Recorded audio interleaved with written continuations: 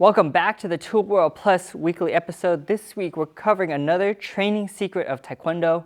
Movements have a slight backwards motion with some few exceptions. Now that's not the exact terminology of it, but that's how we explain it in class. So let's jump into it. If you want to continue your training in Taekwondo and take it to another level here, you can join our Tul World Plus program. This is a free video here today. But you can use this discount code here as well as on this website. We break down all of the patterns by techniques, stances, theory, and it's all in one easy location. So let's jump into the video. Another training secret of Taekwondo is that all movement, with few exceptions, has a slight backward motion. Now let's take a look exactly what are we talking about. If we take a look at, look, we'll have Mr. Ju face me, and he's going to go into sitting stance, and let's say his left hand is out and he's going to punch. What he's going to do, obviously we know that the punch is going to go back to his hip, but one of the other training secrets is that elbows and knees should be slightly bent in between movements, so he relaxes, and then when he's going to punch with that right hand, he's going to pull it back and then it comes out like that. And we'll do that again on his regular count. Ready, go. So there's that slight backward motion, as opposed to just going from the belt and shooting it straight out. Go, go. So there's no slight backward motion there. And so what we want to do is we do want to wind up the technique. We can take a look at even when we are moving forward. So let's have Mr. Ju go into the right walking stance, and he's going to step forward and he's going to punch. As he steps forward, he relaxes, his elbows and knees are slightly bent. As he's moving forward, he brings his arm back, and then he throws the technique. So there's your slight backward motion there.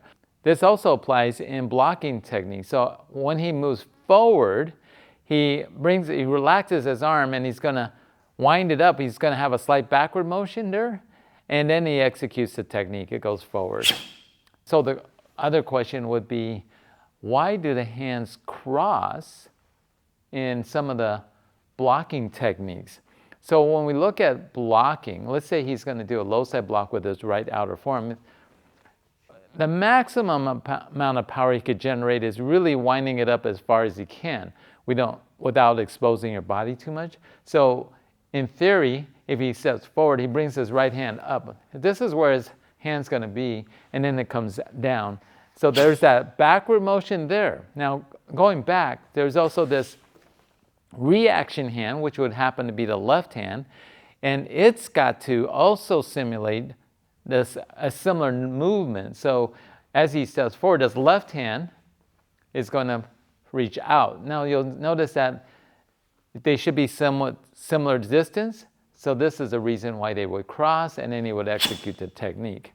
Let's say his hands just stay here, as opposed to having that slight backward. His backward motion for the block would actually be moving forward. That's kind of the backward motion because it's going to come back to his hip. But if he doesn't do that, then the movements are not equal. Go ahead and do that. Something like this. So there's less power because the body is not synchronized. Let's take a look at it a little bit more about how far should we pull it back? Because with a slight backward motion, maybe the best way to demonstrate this is to go to the sitting stance there, Mr. Ju, and his right hand's out, and he's going to punch. But can you just have a slight backward motion here where the left hand's going to come back? Now this arm's not moving because it's already extended, and then he throws a punch like this. Now, he's got his elbows and his knees are involved, but he's not really engaging his whole body. So really, what you also need to do is engage the hip. So the hip would have a slight backward motion as well. So with the slight backward motion of the hip, you'll notice that the hand will also move forward. So there's a slight backward motion there, and then you execute the technique. So techniques, as it is executed, once it reaches its target, you should actually jerk the hip back, pulling it back to give the added speed to the technique, whether it's attacking or whether it's defending or blocking. So there are some cases where you don't actually have a backward motion. To give you an example of maybe when you're not doing a slight backward motion, like in Jungun, where you have a release and you punch. So in other words, would you demonstrate the release here, Mr. Jip? So his hand wouldn't go up and then down. It would just go down. But he does have a reaction hand, but the actual release doesn't have that backward motion because it's almost impossible. Go back to that position. It's almost impossible for him to go up and then back down. I mean, he could do it, but it's more like he just comes straight in this way. And so there is no backward motion for that. So there are some techniques or certain situations where we don't have that slight backward motion. Thanks for jumping into another Tul World Plus weekly episode. As always, don't forget to be safe. Keep training. And we'll see you guys next time. Taekwon.